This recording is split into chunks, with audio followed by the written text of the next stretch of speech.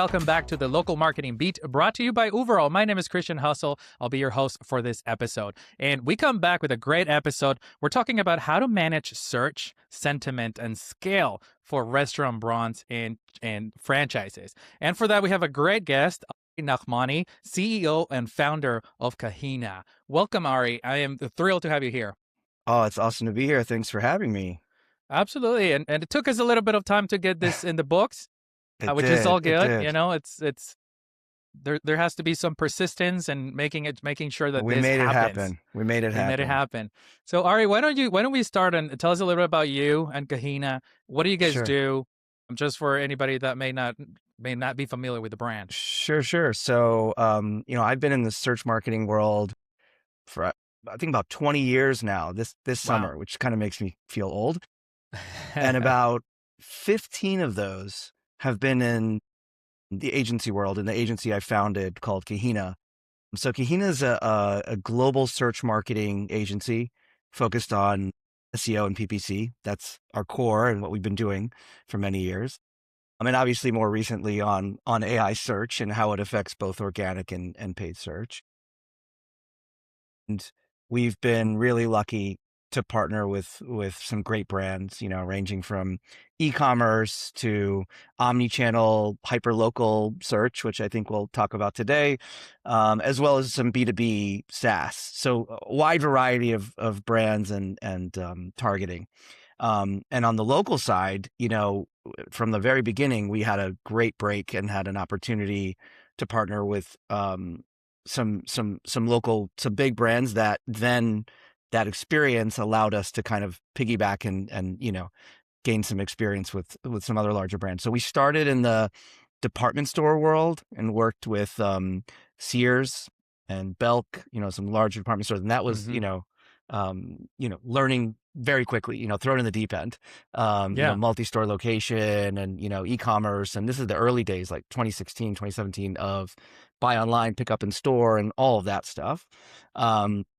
And then, more recent, and then we worked with a lot of retail and fashion brands, like Tilly's and Hot Topic and Torrid, and Bebe, and BCBG, retail brands that you might see in the mall. Okay. And then over the last, I don't know, I'd say 7+ years, we've been lucky to work with some QSR, quick service restaurant brands. So Taco Bell, Pizza Hut, Smash Burger. So really awesome brands. We're a boutique agency, and it's, I feel really lucky to have had that experience because there are not a lot of consultants, agencies in the SEO world who get to kind of work at that scale, the hundreds or thousands of locations.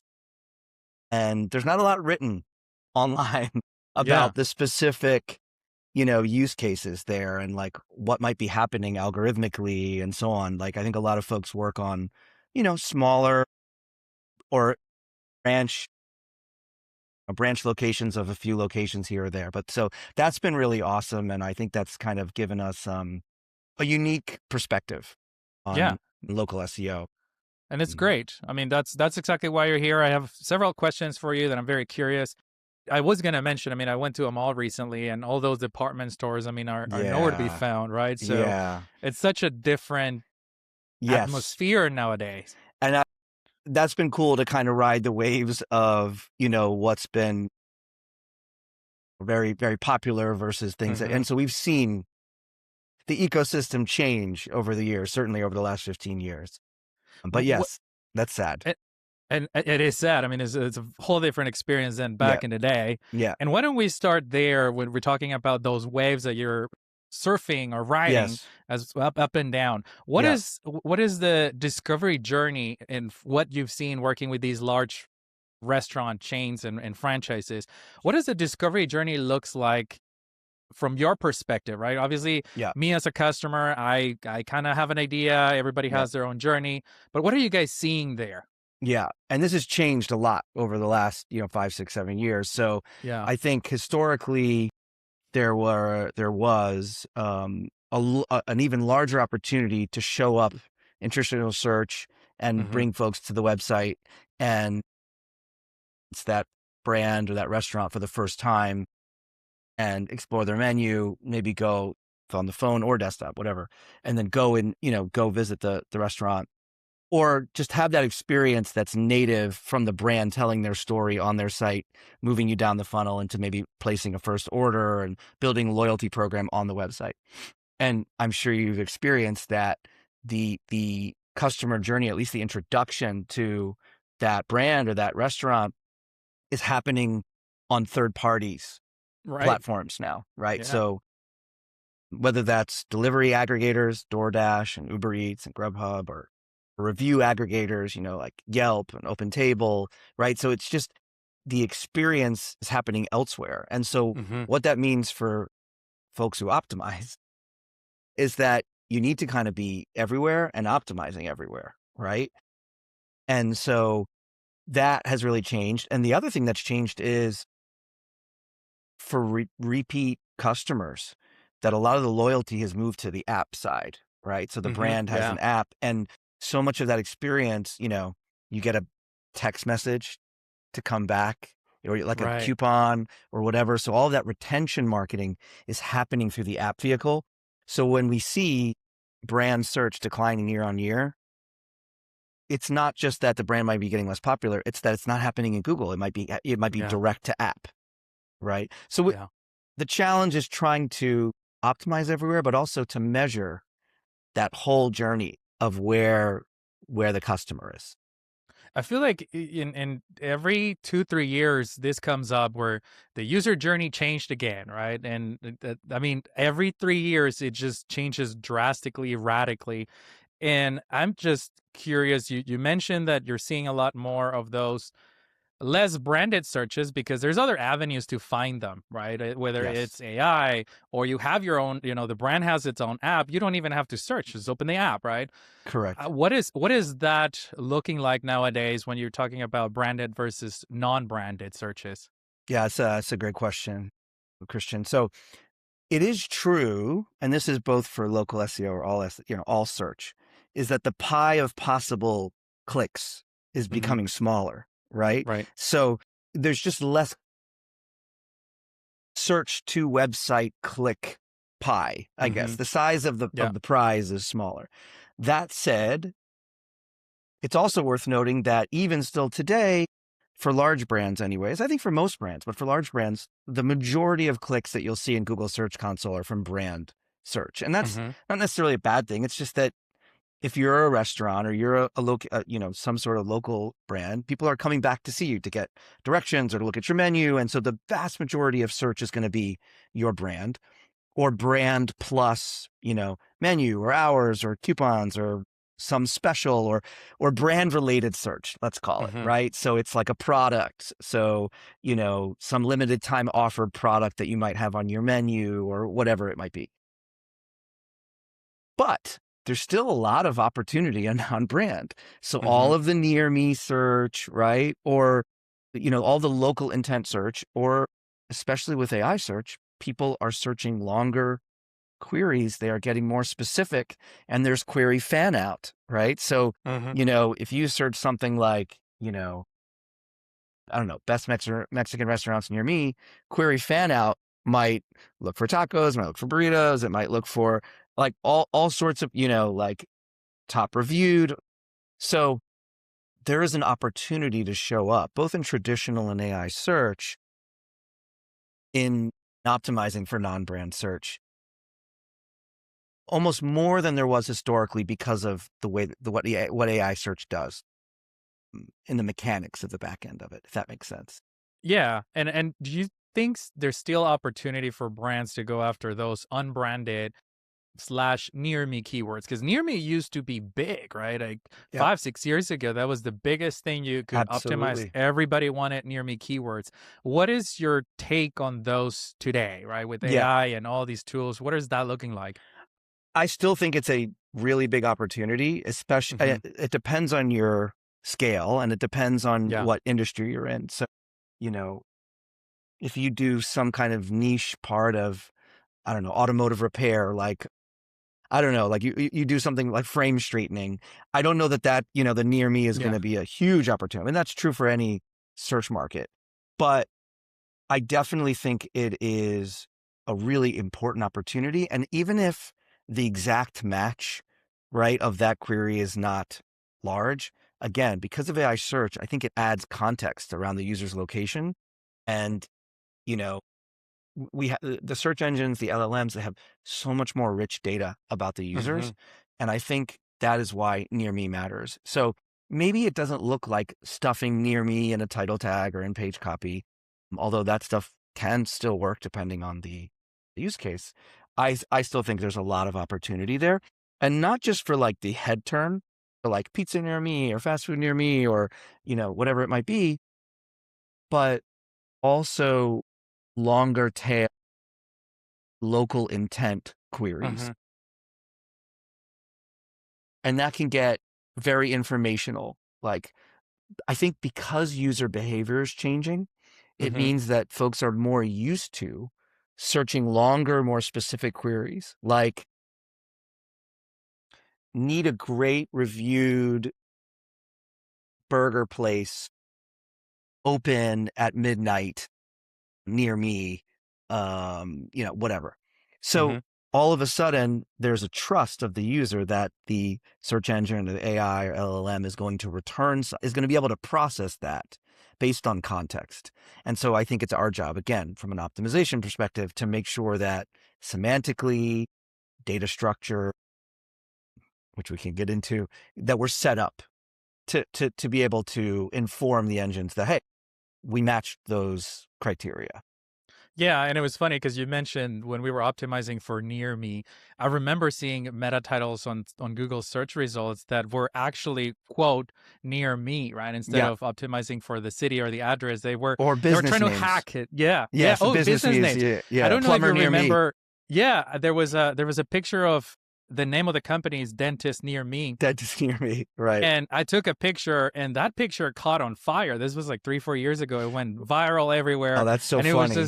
It was hysterical.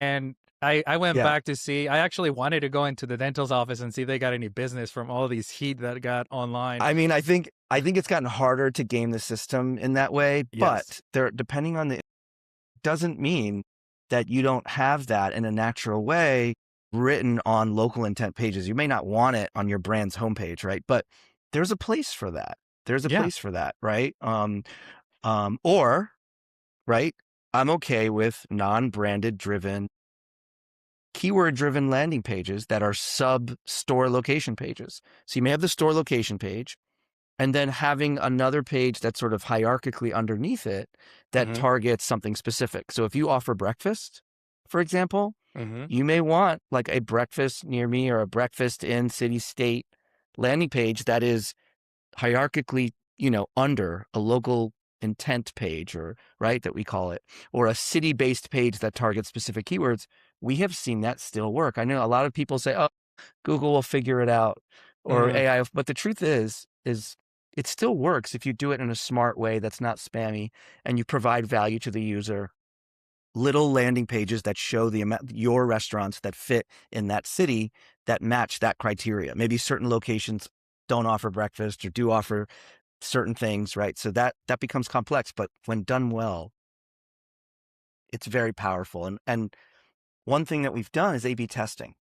Okay. Right? So like this only really works at scale, but if you've got a lot of locations, you could say, hey, let's try implementing this thing on Google Business Profile, or in Uberall, for example, only modifying a certain district or region, or right, some group of subset of your locations, and trying something different, changing your primary category, adding secondary categories, changing your description,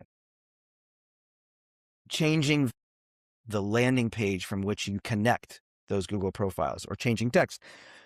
We've done this a lot where we've chosen an experiment, launched it on some subset of stores. If it works well, great, maybe making a decision to roll this out nationwide. And we did that. One of our biggest successes was doing this for the primary category being fast food. And it was awesome. We tried it. We kept expanding it. And so I really recommend people to think about A/B testing on the local side, because especially with non-brand changes, don't do it at scale right away. Don't just flip a switch. That could be really risky. Start small and then and then scale up if it works. And then basically compare because it's the perfect A/B testing, right? It's the same time frame, same exact holidays, business days, weekends, but at the same time. Correct. Listen, there are different regions of the US that may True. search differently. Yeah. Or right. And things work differently in different areas. So that's why I suggest trying a specific area and then maybe a region. And then, Mm-hmm. so you got to take into consideration based on what you're testing for. Yeah. But it's been a sort of unlock of ours. Yeah. Now, you mentioned local pages earlier. That's something Yeah. that we bring up. I am a big fan of local pages, but I am feeling that brands caught up to it. So they started launching local pages. A lot of brands have it. But to me, I'm in a V2 of local pages needs where that local page has to be more than just your address and the phone number and a couple of pictures. 100%. Like there needs to be first things that are different, right? They can't all just be clones with just changing the address. Correct. And then you tell me what you guys are seeing, but to me, I want to see the menu of that specific location, because if it's a burger chain and they don't have the burger nationwide, well, I want to know if they have it at this specific location that I'm going to go. How does local pages, I'm calling it V2, what do they look like with these brands that you're working with? What are the best practices? That's a great question. When done right, they serve as the first experience that somebody has. And I think the problem is that, when users search and they land, historically, these V1, as you put it, were really basic. And you're like, this isn't what you want to see when you come into a restaurant, right? Virtually. What you want to see is, okay, the location, the hours, sure, maybe some reviews, the menu, make sure that the menu is correct for that location. Because not if it's franchise based, maybe only participating franchises have certain things that have been advertised on TV or online, right? So you have these limited time offers or these special menus. Not every McDonald's or not every Burger King or whatever is going to have specific, right? So making sure the data is correct, having unique text about that place, mentioning the location, but also maybe this, what we call second city or second location, because there's probably a colloquial name or intersection or something else that users are familiar with instead of the address.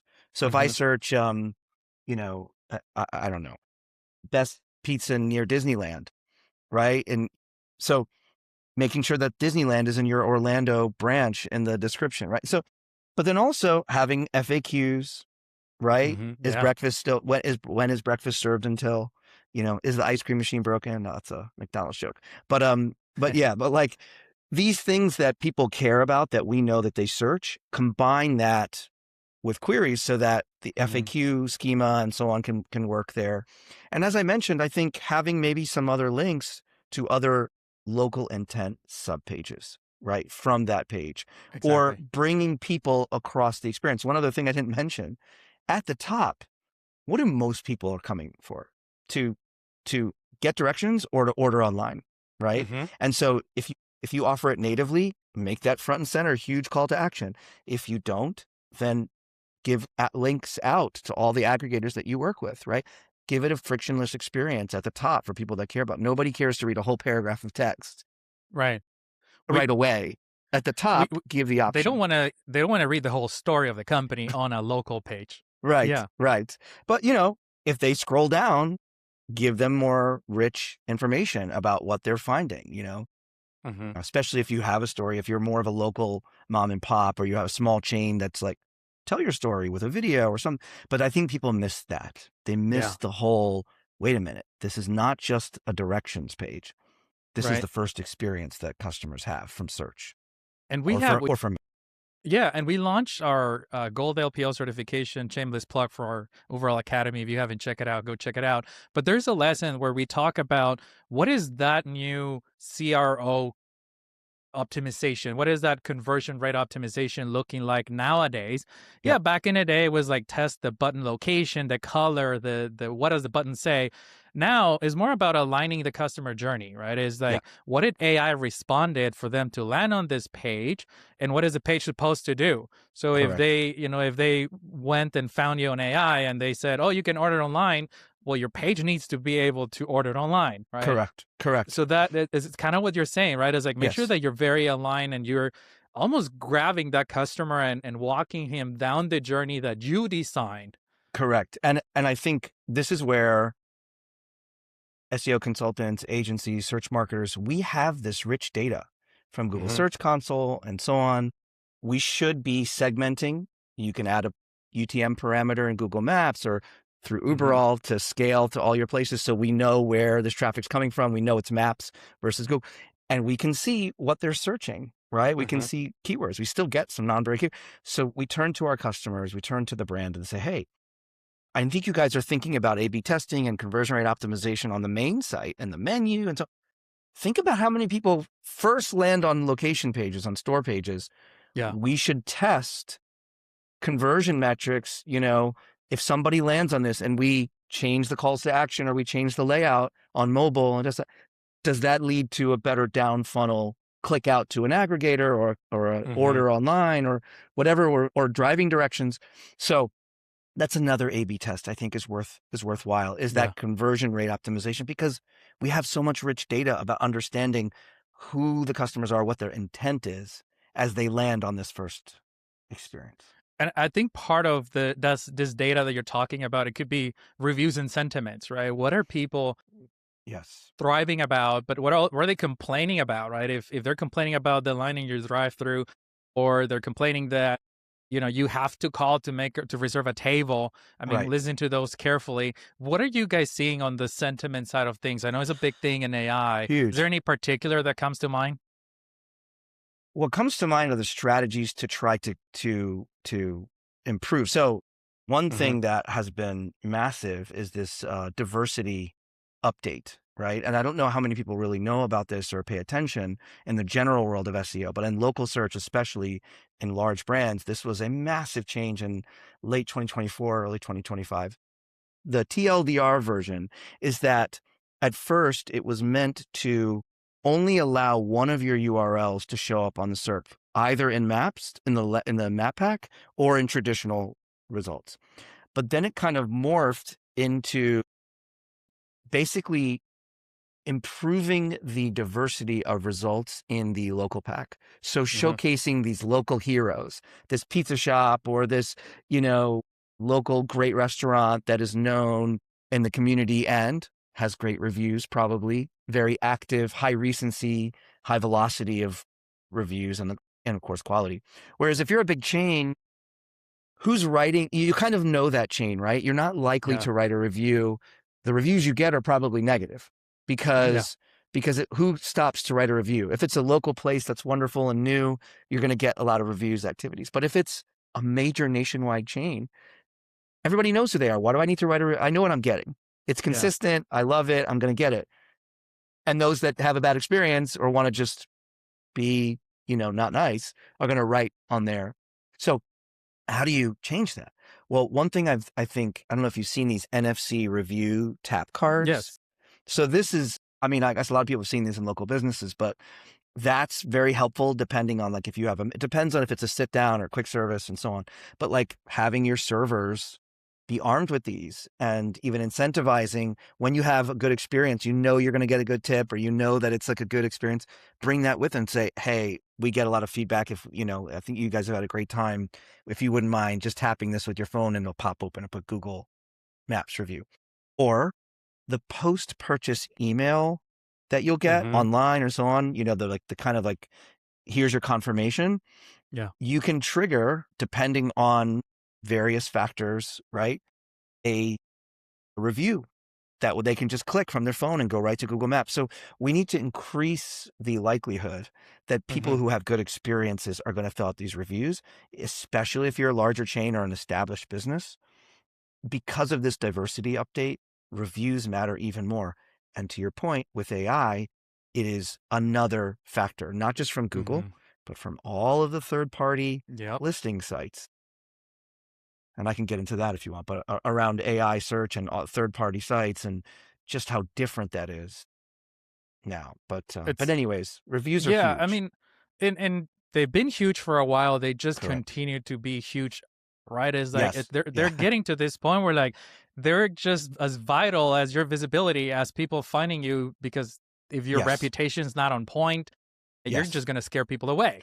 Correct. And so that includes making sure you have a team to respond to reviews, because those reviews are important. And all of that UGC, all of that user generated content, including your response, gets Mm-hmm. ingested and trained upon to the LLM and to the Yes. AI search. So like, not just for the great reason of making sure that people who are scrolling see your response and see that you're a cool brand or that you care, but also for the LLMs to train on the fact Yes. that you consistently say, we pride ourselves in ABC. No, Mm-hmm. actually, that's not true. Ours are accommodating for X, Y, and Z. So reviews are really important. And But it's to your point, right? The way that brands respond, AI is noticing those responses to see is, hey, are you defensive? Are you actually acknowledging issues, right, with negative reviews? And then over time, they're going to monitor to see if things change. Did you fix it, or that we continue to see the same trend and you're just ignoring it?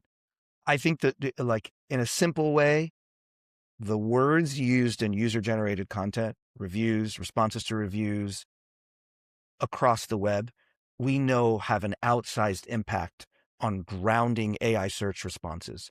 So you can say what you want about your brand on your website. Great. Mm-hmm. You can do it on your owned media, third party, your YouTube page and, all the other social media profiles. Great. You can work with your PR and so on to mention specific things, Mm-hmm. especially in, I don't know if you've heard of the semantic triples, right? You want to write in a specific structured way, subject, predicate, etc.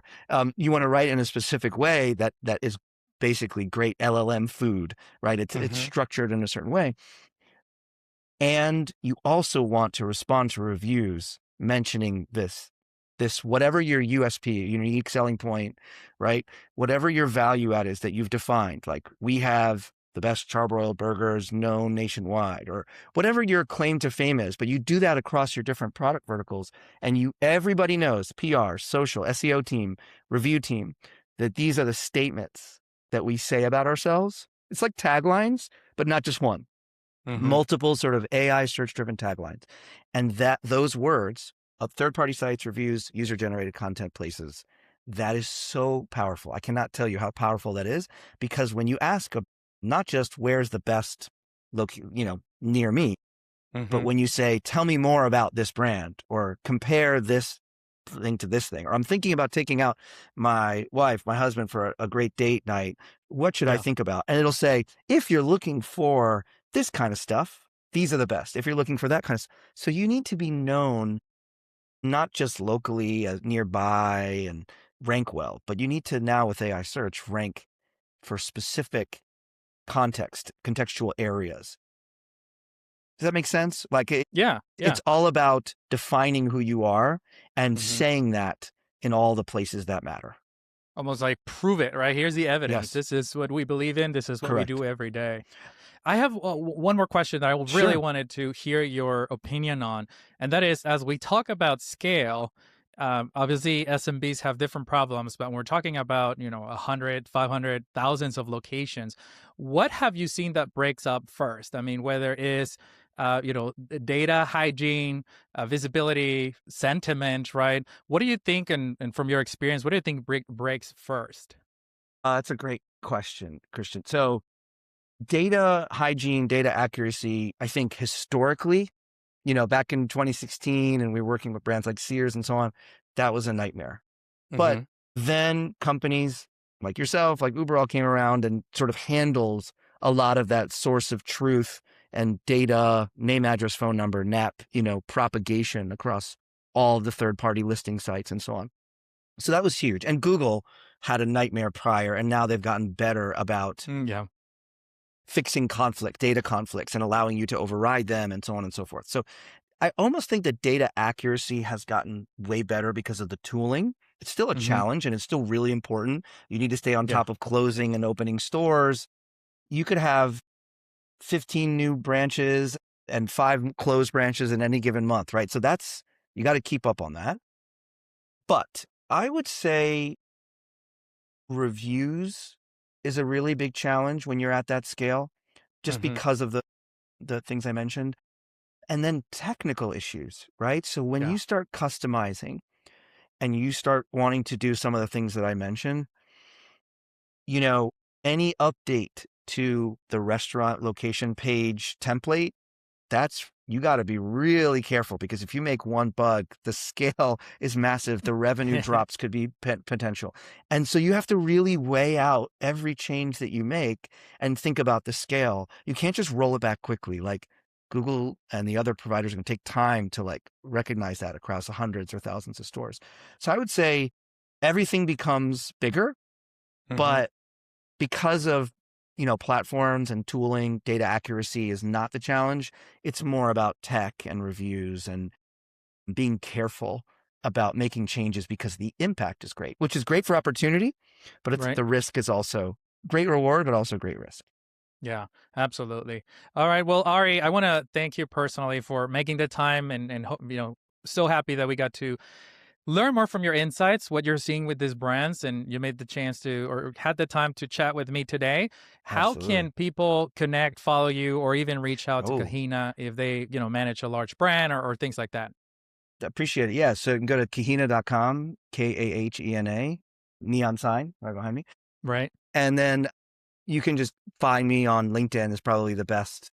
So just Ari Nahmani and LinkedIn, and Kahena's on LinkedIn as well. That's probably where we're most active. But yeah, and thanks for the opportunity, Christian. It's great to nerd out, geek out about Yeah, local search and absolutely. AI.